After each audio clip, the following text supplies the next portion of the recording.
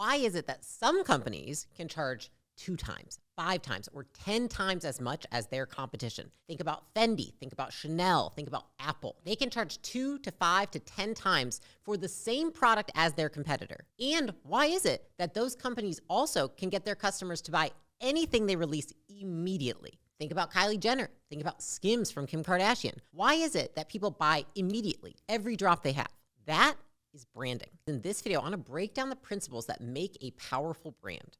And listen, I don't want to discuss the fluffy pie in the sky stuff. When I was trying to learn about brand 5, 6, 7 years ago, it felt very amorphous. Like there was no tactical, this is how you do it. And so this is my attempt at giving you the tactical how to build a brand. Brand is the association between 2 or more things. In order for a brand to be successful, the audience that the product is being presented to must know one of them. An example of that would be I wear a Chanel outfit. Ironically, I'm wearing Chanel right now. Say I meet somebody off the street. They know Chanel, they don't know me. They associate Chanel with expensive luxury. Now they meet me, I'm wearing Chanel, they associate me with expensive luxury. Another example is my husband, Alex. So he talks about business, marketing, sales, offers. And so then what happens is when he's talking about these things, he's wearing an Acquisition.com tank top. Even though Acquisition.com does not make content about business, Alex makes content about business wearing an Acquisition.com shirt. And by proxy, people associate Acquisition.com with being an expert in business. You see, it works both ways, which means if suddenly everyone that wore Chanel looked like they were homeless but wearing a Chanel coat, you would no longer associate Chanel with expensive luxury. And some luxury brands actually changed this way. They open up a line that may be less expensive so they can get to a broader market. And what you notice is that sometimes their top tier products suffer because people no longer feel that when they wear Chanel, they are wearing a premium brand.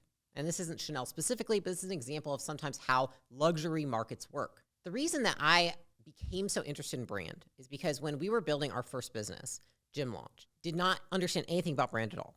And in fact, the entire time that we built that business, nobody knew who I was.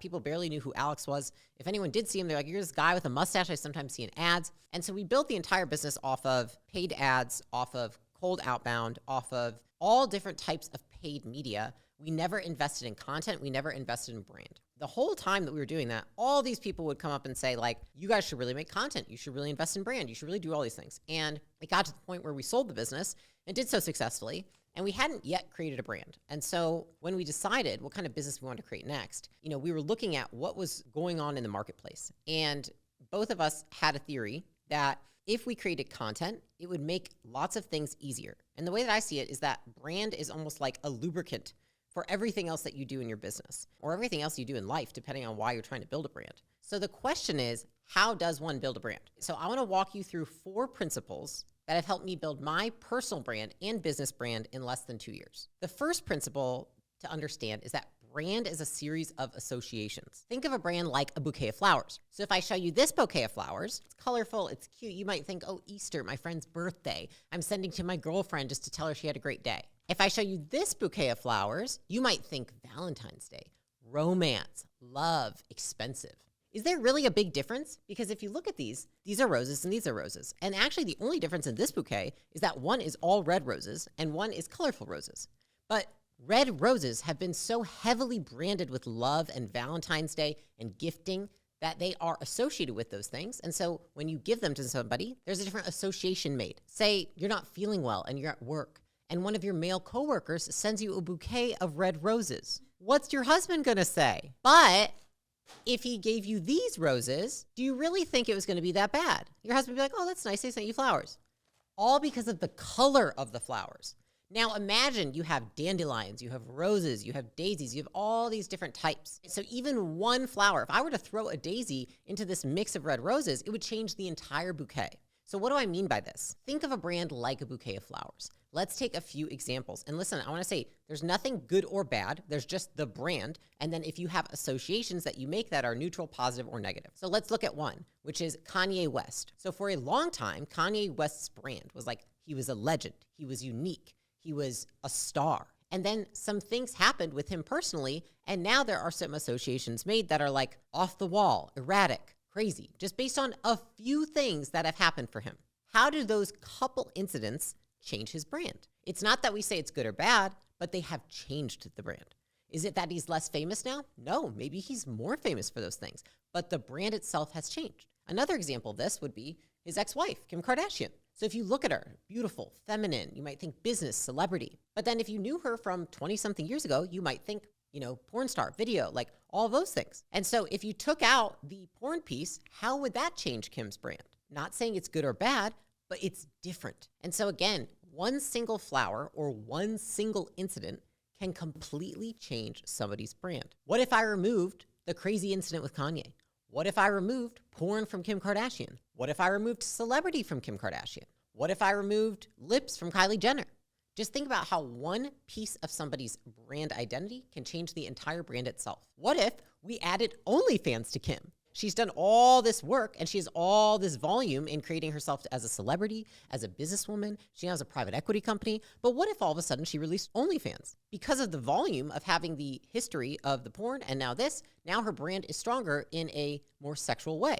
And on the other side, so the question to really think through when you're thinking about associations is that associations don't necessarily mean that you're going to grow or kill your brand. It might mean that it's just going to change, strengthen, or weaken your brand. So for example, there's a lot of famous people that we can think of who had very strong brands. And the brands might be trustworthy, loyalty, hardworking.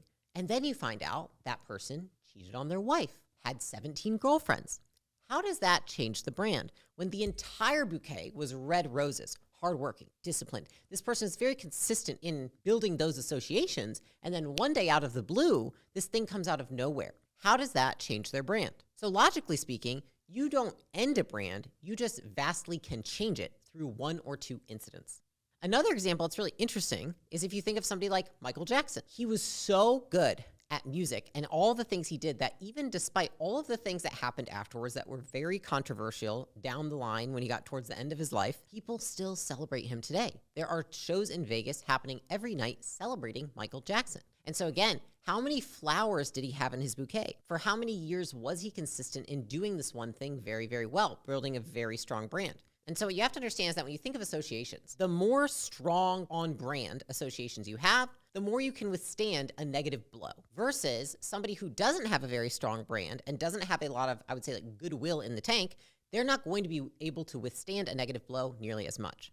And when I say negative, it's negative if it hurts the brand or shrinks the brand, but it could also be different. It could be that the way in which an incident affects the brand changes it to a degree that now they cannot any longer do business, sell the same products or services, or service the same audience because that audience has lost trust.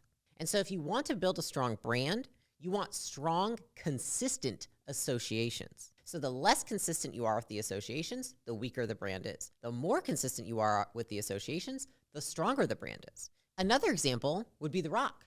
If you look at The Rock, look at the things that he posts. He's not posting Terramana Tequila one time. He's not posting his workout one time. He's not posting himself with his daughter and his family one time, over and over and over and over again. And so for a lot of people, what they don't understand is they think if they make an association one time, that they have built their brand. But the reality is that the brand is not just about the associations you make, but how many times you make those associations and reinforce it to your audience. And so what that means is putting things on repeat. The second principle is that if it doesn't build your brand or grow your brand, you don't do it. Think about this.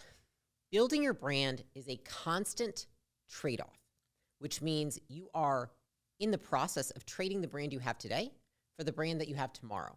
And the goal is to trade up rather than to trade down. So just like if you have a business, you want to make sure that all the activities that you're doing are to grow the business because we only have so much energy or time in the day. And so if we are going to spend time on our business, we want to make sure that we're growing the business. We're not killing the business and we're not just like remaining the same. And so the same goes for brand. We want to make sure that when we are working on our brand, we are growing the brand rather than shrinking the brand or keeping it the same. And so in order to grow something, it has to change. But if you look at a flower when it is first bloomed, it's like this tiny little flower with these tiny little leaves, this tiny little, and then you look at it a year later, it's this beautiful, large sunflower, right? Grew, but it also changed. And so what a lot of people are scared of is they're scared of change because they're worried about ruining their brand. But if you're able to understand that in order to grow a brand, you have to continue changing the brand, it's just making a trade-off. This means taking bets on what will grow your brand the most. So it's trading your brand today for what your brand could be tomorrow. So an example of this is actually Long John Silver's. This was a case study I studied like 6 years ago. I grew up next to Long John Silver's, and I remember always seeing people going to the place. And then after a while, I felt like it kind of faded. Like I wasn't seeing advertising for it. I wasn't seeing what was going on. And then I read an article about how Long John Silver's couldn't figure out how to grow their brand. The reason that they couldn't figure out how to grow their brand is because they were scared of losing what they were. So Long John Silver started off, and they actually didn't really know if they wanted to become more of a Red Lobster or more of a McDonald's. And so they kind of sat in this weird middleman land where it was like, we're kind of in the middle. We're trying to like pay prices that are like a little closer to Red Lobster, but the facility when you go inside of it is more like McDonald's. And so they had a choice to make. They said, look at our audience, look at our goals. What makes more sense? Do we go all the way and we become a fish McDonald's? Or do we become a fish Red Lobster? They made the choice of becoming a fish McDonald's. And what happened is that sales grew by 30%. Now, what did they do here? They grew their brand by making a trade because they realized they were stagnating. They were stagnating because there wasn't clarity around what the brand was. And in my opinion, you grow a brand by continuing to get clearer and clearer on what associations will grow it, will match with your audience, and will target the people that you want to reach. And so what did they get clear on? That their audience didn't want Red Lobster pricing. Their audience didn't want Red Lobster experience. Their audience was more of a McDonald's audience. They wanted something fast, something easy, and something cheap. And so they catered to that audience rather than trying to sit at this weird spot in the middle. And in my opinion, the reason a lot of people don't grow their brands is because they're so afraid of losing what feels like the many in sacrificing that for getting more clear, like building stronger associations that they're afraid will repel other people. What did Long John Silver's do is they didn't just repel people, they attracted more of what they needed and wanted to grow their brand. The more clear you are with your associations, the more easily you can trade up and grow your brand. Another example of this is Taco Bell. So Taco Bell years ago was actually declining. I don't know if you guys remember this because maybe my age is showing here, but the saying that they used to have was like, yo quiero Taco Bell. Like it was on all the advertisements. It was what everyone would say. People would be fucking around. They'd be drunk at night. They'd be like, yo quiero Taco Bell. Like, that's all I remember when I think of Taco Bell, right? But the funny thing is that when I think of Taco Bell now, I don't ever think of that. Why is that? So Taco Bell actually started plummeting in sales. And so what they realized is that their slogan was amusing and it was funny and it got people's interest. But after a while, the cheap Mexican fast food chain realized that they were declining because they didn't have a strong brand that was attracting the audience they needed. So what happened is that competitors popped up who had stronger brands with better messaging, aka better associations for the audience they were targeting or the audience they were both fighting for. Some of these competitors you might know. You might think of Qdoba, Chipotle. So what's the difference between Taco Bell and those competitors? The difference was that Taco Bell was not catering to showcase upscale Mexican food. A lot of times you might think of Taco Bell, you might think of like diarrhea in the bathroom or like not clean at all, stomachache, felt like I was gonna vomit, ate it when I was drunk. But what they did is that they actually took a risk in opening upscale Taco Bell Cantina locations. These were an urban restaurant design, an open kitchen, a custom menu, shareable appetizers, right? And even alcoholic beverages. So they did menu experiments, they refreshed their branding, they revamped their interior design, and what happened?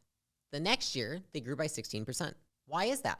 Because they realized that in order to grow their brand, they needed to make stronger associations with different things. What happens when a competitor takes more of your market share? They've created stronger associations with things that the audience likes more than yours, and they have done it more times than you. So if you want to take the audience back from your competitors, you create stronger associations and repeat it more times. Volume negates luck. The third principle is that brand to you and to your company is essentially gasoline to fire. Brand makes everything easier. If you build a strong brand, it pulls the right people towards you and pushes the wrong people away. Again, like I said earlier, the thing is that most people are afraid to do that. Strong brands, especially when associated with a business, are more profitable because the brand does so much work for you. So let's think about this. If there's a strong brand, okay, you're watching my video, for example. Say I post a job opening and you've been watching my video for 2 years. How much effort does it take me and my business to get you to want to have a job with acquisition.com? It probably takes me a fourth as much effort as it might take a company that you've never heard of. And so what the brand does is it provides you with leverage, which means that you can get outsized returns as a company if you have a strong one. It lubricates marketing, it lubricates sales, talent acquisition, customer acquisition. It makes everything easier. If you do this one thing well, it provides your business with more leverage than any other department can. And here's the thing, To build a strong brand, it doesn't necessarily mean it's a positive brand. A brand can be strong in either direction. So, for example, I'll say a few names. I just want you to think, what's the first word that pops up? Donald Trump, Andrew Tate, Kylie Jenner. Maybe you love them, maybe you hate them, but you're very clear on what their brand is. And that means their brand is strong, meaning they are crystal clear about who they are for and who they are not for. And so for any of you that are watching this thinking, I'm going to be too polarizing and my brand's not going to be able to grow because I'm not catering to a wide enough audience, I want you to think of those three people and think how polarizing they are.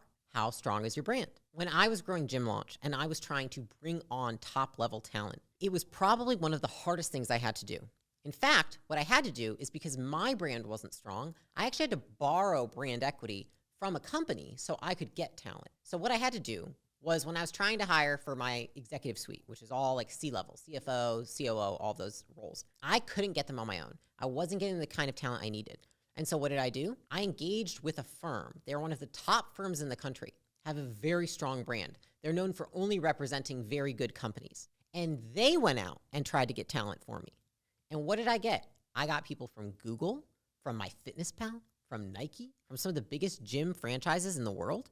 I would have never been able to get those on my own. But I was able to because I paid them to borrow their brand equity. When they reached out on my behalf and they said, we work at X firm and we have a company we think you might be interested in, people associate X firm with only good companies. Therefore, now they associate my company with being a great company. This is why at acquisition.com, for our portfolio companies, we recruit for them. Now, why do I do that? Because I think they can't recruit? No, I do it because I know that my brand equity is stronger than theirs. And so I allow our portfolio companies to borrow my brand equity to acquire talent. Because for a lot of people who watch my channel or watch Alex's channel, they have strong positive associations with business, with leadership, with management. And so this lubricates the process of acquiring talent for a company. And so I know that if somebody on my team reaches out to somebody who is a prospect, that person's more likely to respond, and it will probably be an easier process if they are familiar with our brand. Because now we take our brand, acquisition.com, associate with our portfolio company. The fourth principle of branding is that repetition reinforces brand. Many people don't have a strong brand because they are unwilling to repeat themselves. In fact, in writing this video, I was like, oh my gosh, if I am weakest in one of these principles, this is the one I have to work on. Because I feel like, oh my gosh, haven't I said that before? I'm telling you, people are busy. Think about how much you have going on. Do you remember every piece of content every person you watch has put out? Do you remember every post that Kim Kardashian has made, that The Rock has made, that Logan Paul has made? No.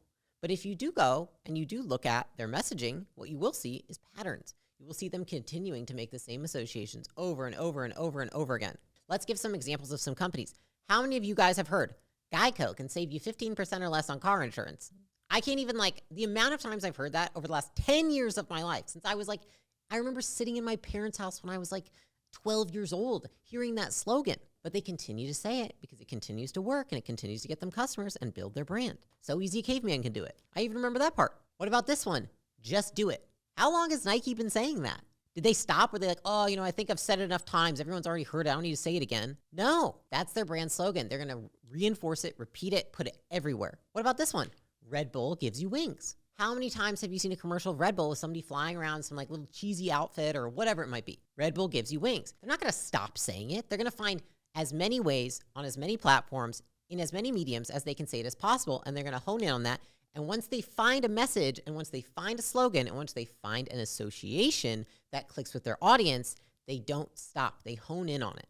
The strongest brands repeat the associations for years. Once they understand the associations that attract their ideal audience and their ideal buyers, they are relentless. Another example of this, again, is Alex, right? He wears the acquisition.com merch. Is he ever going to stop wearing the merch? The answer is no. He's probably not going to because it works in reinforcing the brand.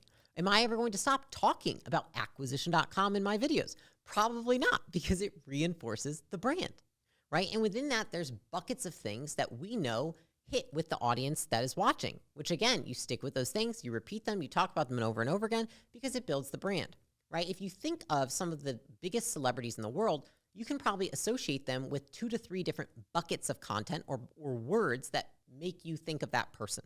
For example, if I say Kim Kardashian, you think of beauty, celebrity, fame, power. When I say Reese Witherspoon, you might think of food, businesswoman, soft, kind.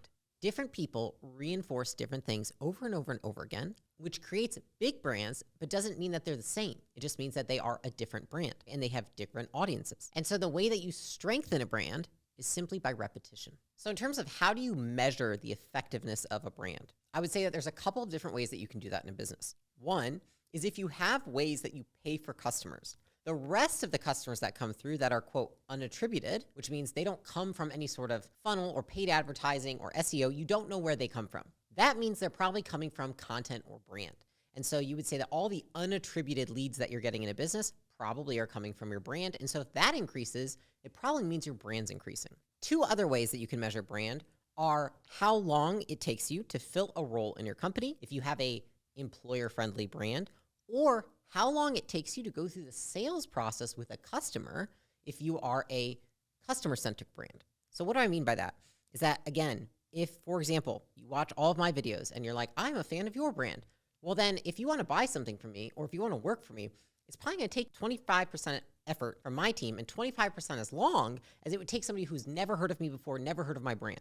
You might see my stuff and just say, if you ever want to sell something, I'll buy it immediately. Versus somebody who's never watched me before, maybe you're watching this video for the first time, you might be like, yeah, I don't know who the fuck this bitch is, and so I'm not going to buy shit from her right now. And so it might take you 4 times to 5 times as long. Here's the thing. You don't need to build a personal brand to make a ton of money, to become a millionaire. But it will make a lot of things a lot easier in the long term if you do. For me, I think it comes down to personal preference, which is like, do you like being known, having people know who you are, having people know your business, and also, are you willing to be patient and understand that those things won't pay off for years? You don't need to build a personal brand to be a millionaire. But here's the thing. Everyone has a brand, whether you are intentional about it or not. Another word for brand would be reputation. Like, think about a reputation on steroids. That is a brand. A reputation with eyeballs and views. A reputation with money put behind it. A reputation with effort put behind it. If you think about it, you don't need that to become a millionaire or to make money. There's a lot of other ways that you can make money without anybody knowing who the heck you are. It comes down to preference. You know, for me, I made most of my wealth until I was 29 years old off of nobody knowing who I was. I think I had like 2,000 followers on Instagram. The thing is that for me, I realized I wanted to have an impact. The way I wanted to help people went beyond a transaction with a customer. And in the way in which I wanted to help them, and I wanted to help people that worked for me and people that did business with me, I realized I had to build a brand to do that. And so again, it comes down to personal preference. If you don't like talking to people, you don't like being on camera, you don't like writing, you don't like communicating in general, it's gonna be a little tough to build a brand. I think when people ask me, how do I differentiate myself when it comes to quality versus quantity of content? My personal philosophy is that if you spend more time being great at what you do, you can spend less time trying to get noticed about how good you are at what you do. A lot of people have it twisted. They try to get noticed before they're even skilled. And in my opinion, if you focus on being skilled and then you add the gasoline to the fire, it will be much easier to build a brand than if you're trying to build a brand off of something that is not novel. If you're not able to make strong associations in some sort of way, whether it be skills that you have, whether it be traits that you have, whether it be your appearance, whatever it may be, then it's going to be a lot harder to build a brand. And so in my opinion, I have always prioritized being better and being more skilled at what I do so that it is easier to capture that in content. So if a brand loses credibility, here's what happens in a buyer's mind, which is you can rebuild credibility with your brand. And you do that by having so many positive incidences occur after that negative one that it overrides the negative and people forget about it because you've overwhelmed them with positive. However, they have to stick around for that to happen. And so what you do need to understand is that one dumb decision with your brand can absolutely change your business forever. Why is that? Because if I'm a customer, do I want to wait around for 2 months to see that this company is trustworthy, to see that I should keep doing business with them? Or do I just want to go to the next best option that hasn't punished me yet, that I haven't had a negative experience with? So let's give an example. If I go to a restaurant and I've gone there, and this actually happened to me. I had a restaurant I went to all the time. And then one time I went there and they undercooked the chicken. And what happened? I got food poisoning and I couldn't work for 3 days. I was in bed, puking, morning, night, middle of the night. I couldn't stop. I haven't gone back since. I had 2.5 years of positive associations with that company. And I just said, yeah, fuck that, because that was so punishing. I never want to have to do that again because you cost me 3 days of my life. So guess what I'm doing? I'm going to the competitor's restaurant. And so what you have to understand is you can recoup your brand. That's not equivalent with recouping the customers that you punished with that mistake. A lot of people ask me when I'm first starting off in business, should I build a brand from day one? Or should I wait until my business is at a certain point and then start building a brand? Which what you really mean is start making content because the brand exists. And my personal take on this is that it depends on what kind of brand you want. Because I started making content when I was already an expert in something. Therefore, people see me as an expert. If I started making content when I first built my first company and I didn't know what I was doing, I would have a different brand. Now, it might actually even be bigger. It might be better and wider because I might have captured more of an audience from showing people the journey from day one, but people would see it differently. They might not see me as a business expert. They might see me as a YouTuber or as somebody taking them along for the ride, or they might still see me as this 23-year-old who, just started a business. I don't know. But the reality is that at what point in time on your journey you start your brand will change how people see you. What's the purpose of the brand? And I would say reverse engineer that into, would I achieve that purpose through starting my brand now or waiting? So now you've learned how to build a brand. If you want to learn how to monetize that brand, I made a video about a year ago on how to monetize your brand. So if you want to make that money, go ahead and click here.